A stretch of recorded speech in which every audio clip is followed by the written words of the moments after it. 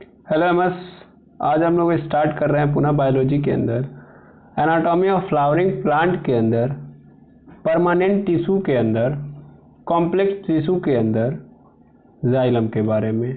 नहीं sir, xylem तो completed है, फ्लोएम के बारे में।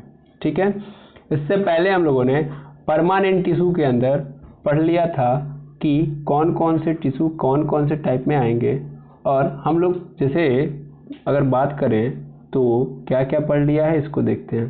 तो हम लोगों ने परमानेंट टिश्यू पढ़ा, परमानेंट के अंदर सबसे पहले सिंपल पढ़ा और सिंपल के भी टाइप को पढ़ लिया है। आज जो हमारा टॉपिक चल रहा है वो कॉम्प्लेक्स टिश्यू के बारे में है, क्योंकि कॉम्प्लेक्स टिश्यू हम लोगों ने इससे प्रीवियस वाले वीडियो में स्टार्ट कर लिया था, जहाँ पे हम लोगों ने किसके बारे में पढ़ लिया है, जाइलम के बारे में, है ना, जाइलम के बारे में। तो जाइलम के बारे में हम लोगों ने पढ़ लिया है। आज हम लोग बात करेंगे कॉम्प्लेक्स टिश्यू के अंदर फ्लोएम के बारे में। किसके बारे में? फ्लोएम के बारे में। फ्लोएम के स्पेलिंग गलत है, उससे मत लेना देना रखिए, अभी हम सीधा सीधा स्पेलिंग अच्छे से लिख दे रहे हैं। ठीक है, तो आज का जो टॉपिक है वो हमारा है फ्लोएम, है ना। ये फ्लोएम है क्या सर? तो ये भी एक प्रकार से क्या है, एक प्रकार का कॉम्प्लेक्स टिश्यू है। एक प्रकार का क्या है, ये कॉम्प्लेक्स टिश्यू है। कॉम्प्लेक्स टिश्यू का मतलब क्या होता है सर? तो कॉम्प्लेक्स टिश्यू का मतलब होता है भैया कि जिसमें कई सारे टाइप के सेल कॉम्बिनेशन में आए हैं, और कई सारे टाइप के सेल मतलब अलग अलग शेप के, अलग अलग फंक्शन के शेप, अलग अलग फंक्शन वाले टिश्यू क्या कर जाते हैं, एक साथ जुड़ जाते हैं और क्या करते हैं, एक काम या एक वर्क को परफॉर्म करते हैं। तो ऐसे टिश्यू को हम लोग क्या बोलेंगे, कॉम्प्लेक्स टिश्यू बोलेंगे। ठीक है, प्लांट के अंदर भी और एनिमल के अंदर भी, सबके अंदर इस टाइप के टिश्यू पाए जाएंगे, लेकिन फिलहाल में हमारी कहानी है जो कॉम्प्लेक्स टिश्यू की, वो है फ्लावरिंग प्लांट, यानी प्लांट की बात कर रहे हैं हम लोग। और प्लांट में भी फ्लावरिंग प्लांट यानी एंजियोस्पर्म की बात हो रही है। ठीक है, तो अगर हम लोग फ्लोएम की बात करें तो इससे पहले हम लोगों ने जाइलम के बारे में पढ़ ही लिया है अच्छे से। जाइलम के 4 टाइप के सेल थे, यानी जाइलम जो टिश्यू था वो 4 अलग अलग टाइप के सेल से मिलकर बना होता है। तो आइए देखते हैं फ्लोएम क्या होता है और फ्लोएम किन किन प्रकार के सेल्स से मिलकर बना हुआ टिश्यू है। ठीक है, अब मैं क्या करूँगा, अब मैं कैमरा ऑफ करूँगा और जब ज़रूरत होगी तब मैं ऑन रखूँगा, क्योंकि जब मैं कैमरा ऑन रख रहा हूँ तो थोड़ी सी लैकिंग की समस्या आ रही है। लैकिंग का मतलब ये टैबलेट थोड़ा सा लैग कर रहा है। ओके, क्योंकि ये कैमरा जो है और वॉइस की जो रिकॉर्डिंग है वो सब टैबलेट के थ्रू हो रही है। ठीक है ना, इसके लिए मैंने कोई अलग से कैमरा नहीं यूज किया है। ओके, चलिए स्टार्ट करते हैं हम लोग आगे की ओर। तो जैसे आप देख पा रहे होंगे हमारे पास यहाँ पे ये है फ्लोएम। क्या है ये? फ्लोएम। तो देखेंगे फ्लोएम के अंदर, तो फ्लोएम में सबसे पहली बात लिखी गई कि क्या है, जटिल उत्तक यानी कॉम्प्लेक्स टिश्यू है, वो आप सबको पता है। दूसरी बात, ये संवहन उत्तक का निर्माण करते हैं। तो भैया संवहन उत्तक क्या है, मैंने इससे पहले भी बताया है आपको, है ना। संवहन उत्तक, जब हम लोग संवहन बंडल की बात कर रहे थे तो कुछ इस तरीके से आपको स्ट्रक्चर नजर आ रहा था, ऐसे ऐसे ऐसे करके एक स्ट्रक्चर, फिर ऊपर ऐसे ऐसे ऐसे करके। ठीक है, तो ये वाला जो पोर्शन है वो आपका क्या था, फ्लोएम था। ये फ्लोएम था और ये क्या है, जाइलम। नीचे वाला क्या था, जाइलम था। अगर आपको पता हो तो आप लोगों ने ये देखा होगा कि जाइलम का काम क्या है भैया, तो जाइलम का काम होता है रूट से वाटर को कहाँ तक लेके आना, लीव्स तक लेके आना, यानी रूट से वाटर को पकड़ना और पकड़ के कहाँ लेके जाना, लीव्स तक। ठीक है, उसी तरीके से फ्लोएम का काम क्या है, तो फ्लोएम का काम है भैया लीव्स से जो खाना है, लीव्स से जो खाना है यानी फूड है, उसको कहाँ तक, तो उसको स्टेम तक या अन्य जगहों तक पहुंचाना। ठीक है, तो ये काम कौन करता है, फ्लोएम करता है ना। ये बहुत बेसिक बात है, हम लोगों ने LKG और UKG के अंदर सीखा हुआ है इस बात को, है कि नहीं है ना। तो वही सेम फिनोमिना है, लेकिन चूंकि अभी हम लोग थोड़े से बड़े हो गए हैं तो इसलिए हमको थोड़ी बड़ी बड़ी बातें समझाई जाएंगी, वही बात है। तो यहाँ पे इसने बोला कि संवहन उत्तक का काम करता है, तो संवहन का मतलब एक जगह से दूसरे जगह ट्रांसपोर्टेशन का काम करवा रहा है ना। तो ट्रांसपोर्टेशन का जो काम करवा रहा है उसी को हम लोग संवहन की बात करेंगे, यानी मस्कुलर टिश्यू है ये। ठीक है ना, यानी ये ट्रांसपोर्टेशन के उद्देश्य से बना हुआ है। सिंपल मतलब ये है कि ट्रांसपोर्टेशन में ये काम करता है। दूसरा फिर लिखा है कि भोज्य पदार्थों का स्थानांतरण, तो वही मैंने बोला कि ये क्या करता है, फूड को लीव्स से लेके कहाँ तक, जहाँ जहाँ जरूरत है वहाँ वहाँ तक ये क्या करता है, पहुँचाता है। ठीक है, क्लियर है, बिल्कुल क्लियर है। चलिए और आगे बढ़ते हैं। अब कह रहा है कि जो यहाँ पे भोज्य पदार्थ होते हैं वो कैसी अवस्था में होते हैं? घुलनशील अवस्था में। ये बड़ा इंपॉर्टेंट टर्म है क्योंकि हम लोगों ने आज तक देखा हुआ है कि जो प्लांट होता है वो जब खाना बनाता है भैया तो खाना बनाता है ग्लूकोज के फॉर्म में, यानी ग्लूकोज बनाता है। फिर इस ग्लूकोज को जब क्या करता है, जब एक जगह से दूसरी जगह मतलब रिस्टोर करता है तो किस फॉर्म में रखता है? स्टार्च के फॉर्म में। किस फॉर्म में रखता है? स्टार्च के फॉर्म में। लेकिन याद रखिएगा कि ये स्टार्च के फॉर्म में नहीं, एक्चुअल में सुक्रोज के फॉर्म में रखता है। और सुक्रोज जो होता है एक प्रकार से लिक्विड फॉर्मेशन होता है स्टार्च का। समझ पा रहे हैं? यानी स्टार्च में ना करके ये किस फॉर्म में रखता है? सुक्रोज के फॉर्म में। देखिए यही चीज़ यहाँ पे लिखी है कि जो भोज्य पदार्थ होते हैं उनको किस अवस्था में एक जगह से दूसरी जगह ट्रांसपोर्ट करता है? तो घुलनशील। घुलनशील अवस्था का मतलब यहाँ से पकड़ लीजिएगा कि वो कौन सी होगी? वो सुक्रोज का फॉर्मेशन होगा। यानी वहाँ पे क्या होगा? सुक्रोज। यानी ध्यान देंगे ट्रांसपोर्टेशन के दौरान हम लोग सुक्रोज को एक जगह से दूसरी जगह स्टोर करते हैं, आई बात समझ में। और जब कई सारे सुक्रोज बनेंगे, जैसे आप समझ पा रहे होगे यहाँ पे, तो आप जानते हो सुक्रोज भी एक प्रकार का क्या है? कार्बोहाइड्रेट है, जबकि स्टार्च भी एक प्रकार का कार्बोहाइड्रेट है और फिर इसी तरीके से ग्लूकोज भी एक प्रकार का कार्बोहाइड्रेट है। तो आप जानते हो कि जब ग्लूकोज में एक और ग्लूकोज बनता है तो मिलता है तो क्या बनाता है? सुक्रोज बनाता है। मतलब ऐसे सिंपल समझो, क्योंकि ग्लूकोज जो होता है वो आपका मोनोसेक्राइड होता है। क्या होता है? मोनो। जबकि सुक्रोज कैसा होता है? डाइसेक्राइड होता है। और स्टार्च क्या होता है? पॉलीसेक्राइड होता है ना। तो ग्लूकोज मोनो, सुक्रोज डाई और स्टार्च पॉली होता है। हमने क्या बोला कि जब ग्लूकोज को मिला दोगे, यानी जब दो मोनोसेक्राइड मिलेंगे तब जाके क्या बनाएंगे? डाइसेक्राइड। तो हमेशा जो फूड होता है याद रख लीजिएगा वो बनता है तो ग्लूकोज से बनता है, यानी ग्लूकोज ही मेरा फूड कहलाता है प्लांट के अंदर। लेकिन ये ग्लूकोज जब इकट्ठा होता है तो किस फॉर्म में रहता है? सुक्रोज के फॉर्म में। और सुक्रोज का जो फॉर्म होता है वो कैसा होता है? मेल्टिंग स्टेट होता है। कैसा स्टेट होता है? Melting state. मेल्टिंग स्टेट का मतलब क्या है? कि घुलनशील अवस्था होती है। कैसी अवस्था होती है? घुलनशील अवस्था। हाँ, जब एक जगह पे फिर रखा जाता है इन सुक्रोज को तब जाके क्या बनता है? आपका स्टार्च बनता है ना। जब एक प्लांट फ्रूट के रूप में उन सुक्रोज को कन्वर्ट करा रहा होता है तो कैसे कराता है? तो वो स्टार्च के फॉर्म में कराता है। जो आप फल खाते हो उस फल के अंदर आपको क्या मिलेगा? स्टार्च मिलेगा। लेकिन नॉर्मली आप प्लांट के अंदर देखोगे तो वो स्टार्च नहीं मिलेगा। वो किस फॉर्म में नजर आएगा? वो फूड सुक्रोज के फॉर्म में। समझ आई बात? याद रखेंगे। और हमेशा कैसी फॉर्म होती है इसकी? मेल्टिंग, यानी घुलनशील या सोल्यूबल होती है, पानी के अंदर घुली हुई होती है ना। क्लियर है? बिल्कुल सर। अब इसके अंदर अगर आप बात करोगे तो इसके अंदर भी कितने प्रकार की कोशिकाएं पाई जाती हैं? इसके अंदर 4 प्रकार की कोशिकाएं पाई जाती है। अचानक ठंडी लगने लगी। इसके अंदर 4 प्रकार की कोशिकाएं पाई जाती हैं। यानी अगर आप बात करोगे किसकी बात? जाइलम की। तो जाइलम जो होता है, जाइलम के अंदर 4 प्रकार के सेल पाए जाते थे। यानी जाइलम 4 प्रकार के सेल से मिलकर बना होता था। पहला जो था हमारे पास ट्रैकिड्स था। आप लोगों ने इसके पहले वाले वीडियो में देखा होगा। ट्रैकिड। दूसरा वेसल्स।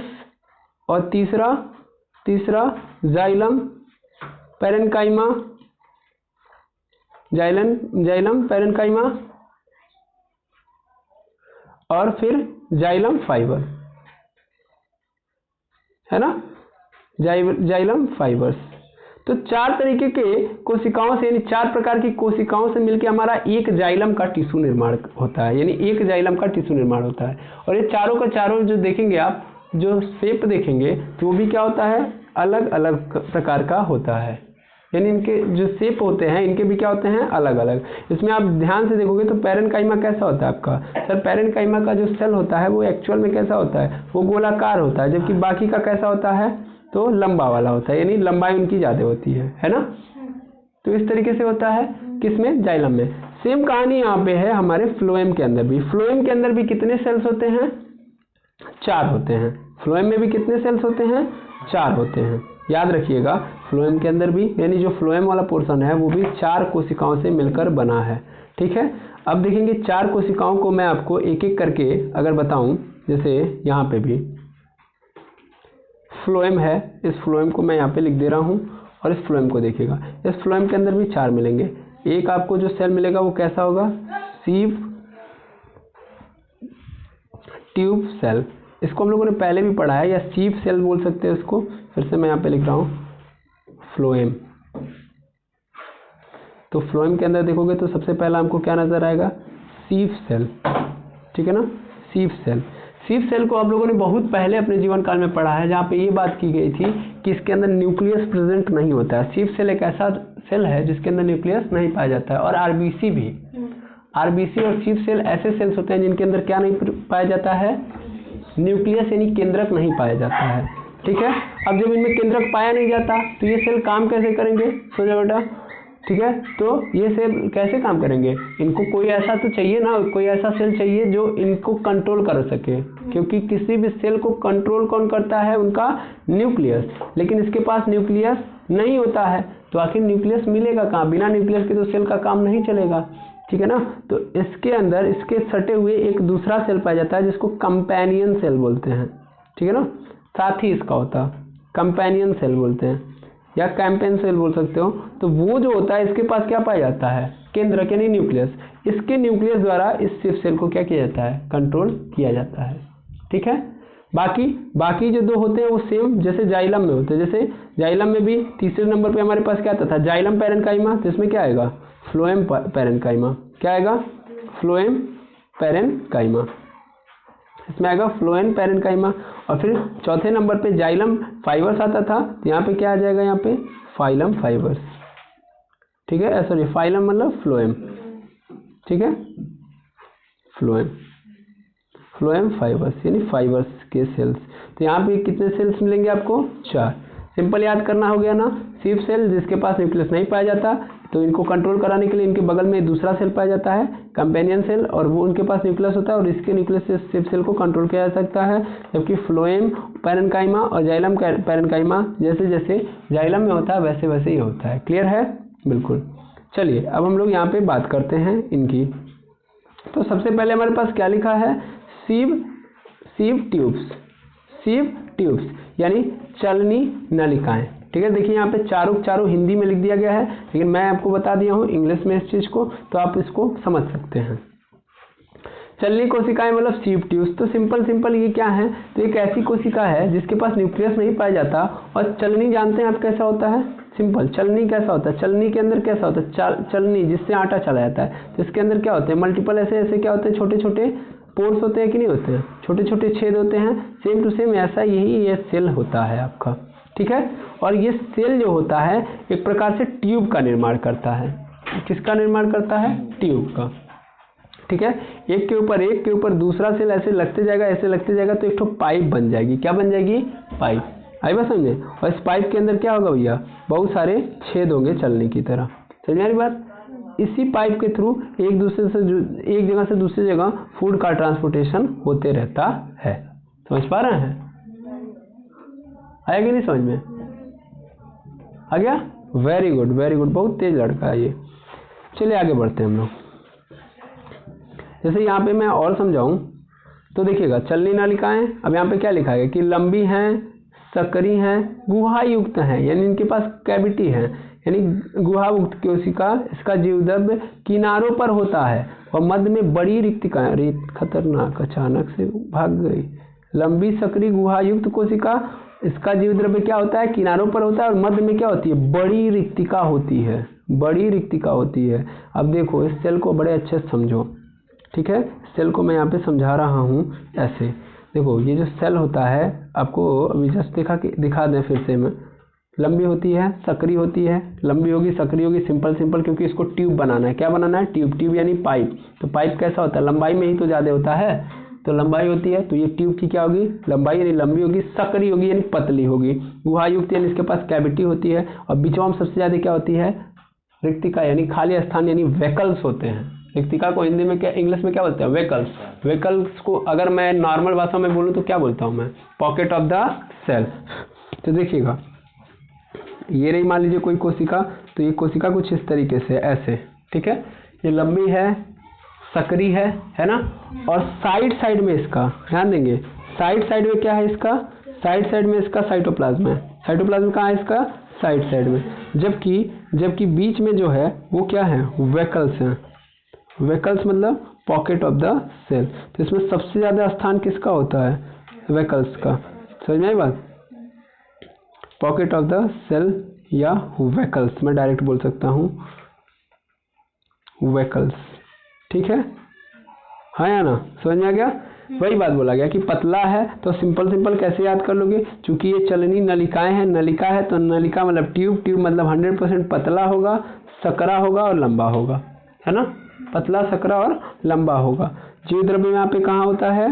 किनारों पर होता है। ठीक है, अब मैं अगर और आगे बढ़ूं तो इसके नीचे जस्ट देखिए लिख दिया है कि इसमें क्या नहीं होता है? केंद्रक नहीं पाया जाता है।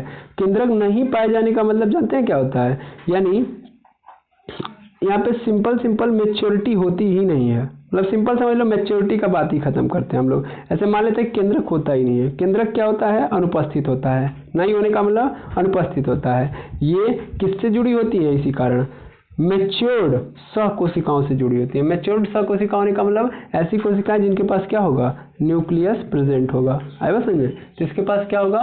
न्यूक्लियस प्रेजेंट होगा। किसके पास? सहकोशिका के पास।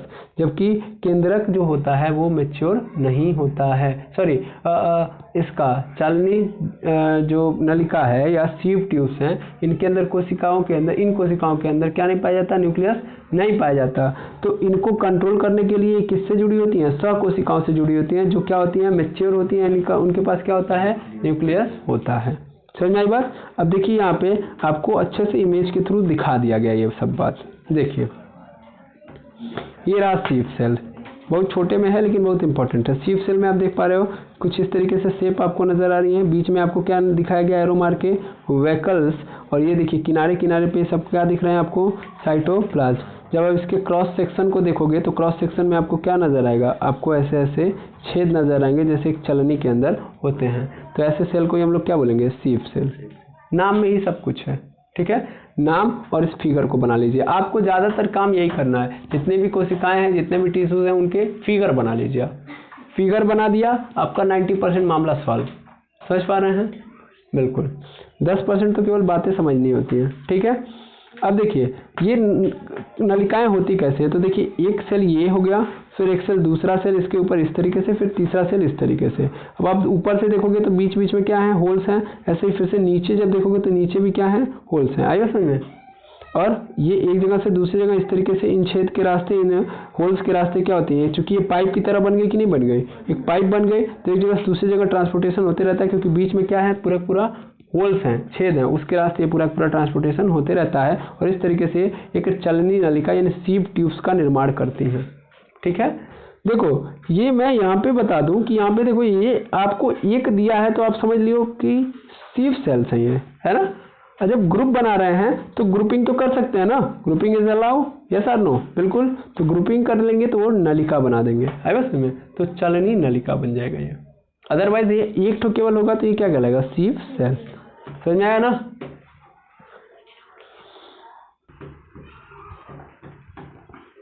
तो आगे देखेंगे अगर हम लोग, ये तो बात समझ में आ गई। बिल्कुल। अब हम लोग नेक्स्ट पेज पे मूव करते हैं। अब देखिएगा यहाँ पे आपको नजर आ रहा होगा, सॉरी, सहचर कोशिकाएं। ओहो, वही दूसरे पेज, पिछले पेज पे इसने क्या बोला है? सह कोशिका से जुड़ी रहती है, और यहाँ पे सहचर कोशिका। कोई दिक्कत नहीं है, बात एक ही है। चलिए देखिएगा, सह कोशिका और सहचर कोशिका दोनों में बड़ा डिफरेंस नहीं है। सह मतलब क्या होता है? साथ वाली कोशिका, ठीक है ना। और यहाँ सहचर का भी मतलब यही है। ठीक है, सहचर का मतलब साथ में किसी के जुड़ी हुई कोशिकाओं को ही हम लोग क्या बोलते हैं? सहचर कोशिका बोलते हैं। ठीक है, देखिए यहाँ पे क्या है? कंपेनियन सेल है। कंपेनियन सेल को ही हम लोग क्या बोलते हैं? सहचर कोशिका या साथी कोशिका। ठीक है ना, सिंपल समझ में आ रहा होगा। बिल्कुल। तो देखिए यहाँ पे आगे प्रोनाउंसिएशन के लिए अलग भी वर्ड दे दिया गया, साथी और सखी। साथी और सखी, तो जो साथ में रहती है, ये साथ में रहने वाले को लड़कियों में क्या बोलते हैं? लड़कियों मतलब जो लड़कियां होती हैं उनके भाषा में सखी बोला जाता है। अब तो सखी बोलेंगे ही नहीं ये लोग, अब तो ये लोग फ्रेंड बोल रहे होंगे। ये लोग लॉर्ड मैकाले के ज़माने के हैं ना, मतलब लॉर्ड मैकाले की असली शिक्षा प्रणाली को यही लोग तो फॉलो करते हैं, इसलिए ये लोग फ्रेंड बोलते हैं, है ना। लेकिन अगर हम लोग पुराने ज़माने में चले जाएं, पुराने ज़माने का मतलब हम लोग अपने शास्त्रों के आधार पे चलें या सनातन धर्म के अंदर चले जाएं, तो हम लोग लड़कियां यानी जब दोस्त जो होती थी उनको सखी के नाम से पुकारा जाता था, है ना। आप जानते होंगे कि एक गाना आया था शंकर महादेवन का, हे सखी मंगल गाओ रे, ठीक है ना। तो वहाँ पे सखी शब्द जो है वो क्या है, वो यही तो है। चलिए अब हम बायो में आते हैं, नहीं तो कई लोग डिस्टर्ब हो जाएंगे। सर आपका काम जो है वो काम छोड़ के आप कुछ और कर रहे हैं। चलिए ठीक है, देखिएगा। तो सहचर कोशिकाओं के अंदर आप बात करोगे तो इसको हम कंपेनियन सेल या साथी या सखी कहते हैं। सिंपल काम क्या है इसका कि चलनी कोशिकाओं के पास जुड़ी रहती हैं। आपको समझ में आ रहा होगा क्यों, है ना। चलनी कोशिका व स्व कोशिका आपस में क्या होती है, गर्त द्वारा। अब क्वेश्चन आता है जुड़ी कैसे होती हैं, है ना, कैसे आखिर ये जुड़ी होती हैं। तो गर्त द्वारा, गर्त यानी गड्ढे द्वारा, गड्ढे द्वारा ये आपस में क्या होती है, कनेक्ट होती हैं। जहाँ जहाँ गड्ढा होता है वहाँ ये क्या हो जाती है, आपस में कनेक्ट हो जाती हैं। जैसे यहाँ पे आपको अच्छे से दिखाया गया है, देखिएगा। जैसे आप यहाँ पे देखोगे तो यहाँ पे ये बीच में आपको एक सेल नजर आ रहा होगा और इस बीच में सेल के साइड में दो और सेल नजर आ रहे होंगे, नजर आ रहे हैं। इन दो सेल के बीच में आपको न्यूक्लियस नजर आ रहा है जो किनारे किनारे है। तो 100% श्योर है कि ये कौन है, ये कौन है, सीप ट्यूब तो है नहीं, क्योंकि उसके पास तो क्या नहीं होती है, न्यूक्लियस होता नहीं है। यानी ये क्या है आपका सहचर कोशिका। और ये देख रहे हो तो बीच में कुछ नहीं है, इसका मतलब यही क्या है आपका सीप ट्यूब है समझ में, जबकि ये कंपेनियन सेल है। क्लियर है कि नहीं है ना। अब देखिए अगर मैं इसके स्ट्रक्चर को ऐसे डिफाइन करूं तो एक्चुअल में जानते हैं क्या होता है। सपोज कर लीजिए ऐसे बड़ी लंबी सी पाइप है, ठीक है, बड़ी लंबी सी क्या है, पाइप है। मैंने बहुत सारी बड़ी लंबी पाइप बना दी। अब इसके अंदर यहाँ पे देखेंगे ऐसे ऐसे कई सारे सेल इसी में डिवाइडेड है ना। ये सही कई सारे सेल से मिलके क्या बनी है, पूरी पूरी लंबी पाइप बनी है। तो साइड साइड में इन सभी सेल्स के साइड में ऐसे साइड में जैसे ये एक सेल है, दूसरा सेल, तीसरा सेल, चौथा सेल, पांचवा सेल, छठा सेल। तो हर सेल के अगल बगल कौन जुड़ी होंगी, सहचर कोशिकाएं या कंपेनियन सेल जुड़े होंगे। क्यों, क्योंकि इनको ये कंट्रोल कर रहे हैं, ठीक है ना। और किस तरीके से, तो ये एक दूसरे से कनेक्टेड होंगे गर्त के माध्यम से, गर्त यानी पीठ के माध्यम से। जहाँ गड्ढा होगा वहाँ पे ये दोनों आपस में क्या हो गए होंगे, कनेक्ट हो गए होंगे। जैसे आप खुद देखना कि इसका स्ट्रक्चर अभी ऐसे बनाया गया था। तो यहाँ पे देखिए ये पूरा पोर्शन आपको दिख रहा है, ब्लैक से मैं दिखा रहा हूँ, ये वाला पोर्शन, ये क्या है, गड्ढा है कि नहीं है, यहाँ भी क्या है, गड्ढा है। तो इसी गड्ढे से क्या जुड़ी हैं, कंपेनियन सेल जुड़ जाती हैं ऐसे ऐसे करके। समझ में आई बात। और इनके पास क्या होता है, न्यूक्लियस होता है। समझ में आया, वेरी गुड। चलिए और आगे अगर हम देखें तो यहाँ पे क्या बोला है कि इनका जो जीव द्रव्य होता है क्या होता है, वो सघन होता है, डिफ्यूज्ड होता है, वह केंद्रक युक्त होता है। सिंपल भाई, साइटोप्लाज्म है और साइटोप्लाज्म होगा, बिल्कुल होगा। और साइटोप्लाज्म कैसा है, तो साइटोप्लाज्म एक्चुअल में डेंस है, ज़्यादा मात्रा में, मतलब घना ज़्यादा है, डेंस है ये पहली बात। दूसरी बात केंद्रक युक्त होता है, क्योंकि न्यूक्लियस है ना भाई, तो जितना भी जीव द्रव्य होगा वो सब के सब कहाँ होंगे, न्यूक्लियस के चारों ओर होंगे। ये क्यों इसने बोला, इसका कारण ये था क्योंकि अभी हम लोग जस्ट पीछे वाले पोर्शन में देख के आए हैं, पीछे वाला यानी सीप सेल्स के अंदर देख के आए हैं। तो सीप सेल्स के अंदर ये बताया गया है कि इनका जो साइटोप्लाज्म है केवल कहाँ प्रेजेंट होता है, साइड में प्रेजेंट होता है। इसीलिए इसने ये बताया कि देखो, जबकि ये ऐसा नहीं है, किसमें, कंपेनियन सेल के अंदर जो साइटोप्लाज्म है ऐसा नहीं साइड में भाग चुके हैं। एक्चुअल में ये कहाँ है, तो एक्चुअल में ये केंद्रक के चारों ओर फैले हुए हैं। ठीक है, गुड, बिल्कुल। और इसने बोला, देखो यहाँ पे एक बात और लिखी गई है, इसको भी देख लो कि जो होता है हमारा जो हमारा कंपेनियन सेल है, इसका जो शेप बोलेंगे आप, सिंपल क्या बोल दीजिए, शेप की तो बात भी किया। ये शेप की बात करोगे तो कैसा होता है, सूढ़ाकार में जैसे सूढ़ होता है ना हाथी का, वैसे ही होता है। ठीक है, या सिलेंडरकार या बेलनाकार होता है। सिलेंडरकार को ही हम लोग बेलनाकार को बोलते हैं, तो इसलिए कुछ अलग नहीं समझना, ठीक है ना। यानी बेलनाकार हो सकता है या तो ऐसे या तो सूढ़ के आकार के। सूढ़ का मतलब हाथी का जैसे सूढ़ होता है ना, ऐसे करके, ऐसे, तो इस आकार का हो सकता है हमारा कंपेनियन सेल। ठीक है, क्लियर है, हाँ या ना।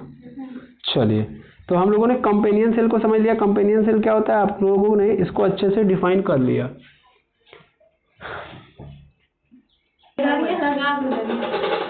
तो देखेंगे आगे फ्लोएम पैरेन्काइमा। बीच में शोर मत करिए भाई आप लोग। फ्लोएम पैरेन्काइमा, यह मृदुतक कोशिका होती है। सिंपल बात है कि ये कैसी कोशिका है, तो ये पैरेन्काइमा वाले सेल हैं। पैरेन्काइमा को हम लोगों ने अच्छे से समझा था, बिल्कुल ये पैरेन्काइमा वाले सेल्स हैं, ठीक है। ये क्या होते हैं, जीवित होते हैं। सिंपल पैरेन्काइमा का जो प्रॉपर्टी होता है वो सब प्रॉपर्टी यहाँ पे होगा। यानी ये कैसा होता है, एक्टिव होता है, एक्टिव है। डेन्स होता था उसका साइटोप्लाज्म, ये भी होता है। और केंद्रक युक्त होगा। अब देखो बार बार ना यही प्रॉब्लम है, जब एक के अंदर मिस्टेक मिलेगी ना तो दूसरे की प्रॉपर्टियाँ को ऐसे समझाएगा, ऐसे बताएगा कि दूसरा वाला उससे रिलेट ना करे, यानी हमेशा उसका भाव बढ़ाने के चक्कर में रहेगा। मान लो पहिलका वाले में साइटोप्लाज्म साइड में था, है ना, पहिलका वाले में साइटोप्लाज्म क्या था, साइड में। तो अब दूसरे का जब आया है कौन, कंपेनियन सेल, तो वो बता रहा है कि जो साइटोप्लाज्म में केंद्रक युक्त है। अब जब हम फ्लोएम पैरेन्काइमा पढ़ रहा है तो हम बता रहा है कि क्या है, साइटोप्लाज्म का क्या है, केंद्रक युक्त है, ठीक है। और कैसा होता है ये पैरेन्काइमा, तो लंबा होता है। आगे देख लो, आगे अगर देखोगे तो यहाँ पे सिंपल लिखा हुआ है। आपको पता भी है कि हम लोगों ने इससे पहले भी पढ़ा है। इससे पहले हम लोगों ने क्या पढ़ा है कि जो पैरेन्काइमा एक्चुअल में होता है, पैरेन्काइमा का काम ही होता है स्टोर करना। फूड वगैरह को क्या करता है, वो स्टोर करता है। तो देखिए यहाँ पे लिखा है ना, रेनिन हो गया, लेटेक्स हो गया, म्यूसिलेज हो गया, इन सब का संचय कौन करता है, पैरेन्काइमा, फ्लोएम पैरेन्काइमा करता है। यहाँ पे देखो स्टोर शब्द लिखा है, स्थानांतरण नहीं लिखा है। स्टोर करने का मतलब ये खुद अपने अंदर क्या कर लेते हैं, रख लेते हैं, ठीक है ना। इसमें कोशिका के मध्य में क्या होता है, प्लाज्मोडेस्माटा होता है। तो प्लाज्मोडेस्माटा आप सभी लोग जानते हैं, ध्यान दीजिएगा। इससे पहले वाले क्लास के अंदर और इस क्लास के अंदर थोड़ी सी डिफरेंस मैं चेंज कर रहा हूँ। यानी प्लाज्मोडेस्माटा जो होता है इसको थोड़ा सा मैं अच्छे से समझाता हूँ, क्योंकि पिछली क्लास के अंदर कई लोगों के मन में क्वेश्चन आया था, उस क्वेश्चन को समझाना बड़ा जरूरी है ना। तो प्लाज्मोडेस्माटा में होता क्या है, मान लो ये एक सेल है, एक दूसरा सेल है। अब इस सेल को अगर मान लो इस सेल से कोई ज़रूरत पड़ गया, सपोज कर लो इस सेल के अंदर कोई सब्सटेंस है और उन सब्सटेंस को मतलब यहाँ पे ज़्यादा है, सिंपल समझ लो यहाँ पे ज़्यादा है और यहाँ पे क्या है, कम है। अब ये सेल उस सब्सटेंस को यदि नहीं पाएगा तो मर जाएगा। मतलब अगर ये एक दूसरे से कनेक्टेड नहीं रहेंगे तो यहाँ पे ज़्यादा हो गया तो भी ये डिस्ट्रॉय, ये कम हो गया तो भी डिस्ट्रॉय। तो ये दोनों आपस में क्या रखना चाहेंगे, संपर्क, ताकि इनके बीच में जो क्रिया है उस बराबर चलती रहे। मान लो जितने भी सेल हैं अगर उनके बीच में संबंध अच्छा रहेगा, तो अगर उनके बीच में संबंध अच्छा है तो इसके कारण हमारे ऑर्गन का जो अच्छा होगा, मतलब ऑर्गन की जो हेल्थ होगी वो क्या होगी, अच्छी होगी। ऑर्गन की हेल्थ अच्छी तो हमारी हेल्थ अच्छी है कि नहीं है। तो सेल के बीच में कॉम्बिनेशन बहुत जरूरी है। सेल कंबाइंड नहीं रहेगा तो एक सेल दूसरे सेल की मदद नहीं कर पाएगा, और नहीं कर पाएगा तो दूसरा वाला सेल बेचारा डिस्टर्ब हो जाएगा, है ना। तो इसलिए होता क्या है, इसलिए होता ये है कि जो दोनों सेल हैं, इन दोनों सेल की जो कोशिका भित्ति होती है वो एक्चुअल में क्या हो जाती है, एक्चुअल में ऐसी हो जाती है कि वो कट जाती है। कट जाने का मतलब ध्यान दीजिएगा, ये कोशिका भित्ति यहाँ तक आती है, फिर यहाँ से ये एक्सप्लोर होती है और एक्सप्लोर होकर कुछ इस तरीके से कन्वर्ट हो जाती है। आई बात समझ में, इस तरीके से। तो अभी देखिए बीच में क्या हो गया, जगह खाली हो गया। अब इसके अंदर का सब्सटेंस इधर आ सकता है और इसके अंदर का सब्सटेंस इधर जा सकता है, एक सेल से दूसरे सेल के बीच में। तो ये जो दिख रहा है आपको gap, that is called plasmodesmata. इसमें क्या हुआ, इसमें कोशिका भित्ति और कोशिका झिल्ली जो है सिंपली क्या हो गई है, सबमर्ज हो गई है एक दूसरे के साथ, ठीक है ना, हट गई है। अगर नॉर्मल भाषा में देखा जाए तो क्या मैं बोल रहा हूँ, हट गई है। क्या हो गई है, हट गई है। ध्यान से देखिए यहाँ पे क्या हो गई है, हट गई है। ऐसा नहीं है कि ये यहाँ पे है, ठीक है। जबकि पिछले वाले वीडियो के अंदर क्या था, पिछले वाले वीडियो के अंदर अगर आप ध्यान से देखोगे तो ऐसा हुआ था कि आप जब सेल्स को देख रहे थे या सेल मतलब वहाँ पे जब बात चल रही थी तो मैंने आपको बताया था कि मान लो अगर ये ऐसे कुछ करके एक कोशिका है प्लांट की, तो इसके अंदर जो सेल वॉल होता है वो 3 भागों में डिवाइडेड होता है ना, 3 भागों में डिवाइडेड होता है।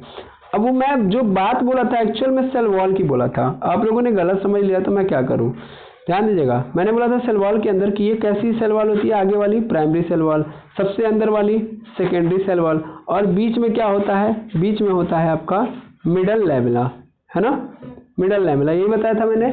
और फिर मैंने क्या बोलते हैं ट्रैकेट्स की इमेज भी दिखाई थी। तो ट्रैकेट्स की इमेज में मैंने ये दिखाया था कि यहाँ पे जब आप देखोगे तो एक सेल से दूसरे सेल के बीच में यहाँ पे डम्बल शेप में है ना, ऐसे करके, ऐसे सिंपल में बना रहा हूँ, डम्बल शेप में क्या होता है, लिग्निन जमा होता है। क्या होता है जमा, लिग्निन जमा होता है। तो लिग्निन जमा होता है। अब चूंकि यहाँ पे देखोगे तो यहाँ पे शेप कुछ थोड़ी सी ऐसे बना दी थी मैंने, बस इतना ही की थी, है ना, ऐसे रख दिया था, यहाँ पे रख दिया था और बीच में क्या बना दिया था, गैप बना दिया था, गैप। और इस गैप के अंदर मैंने बोला था कि यहाँ पे गैप में क्या जमा होता है, लिग्निन जमा होता है, जिसको हम लोग क्या बोलते हैं, टोरस। क्या बोलते हैं, टोरस।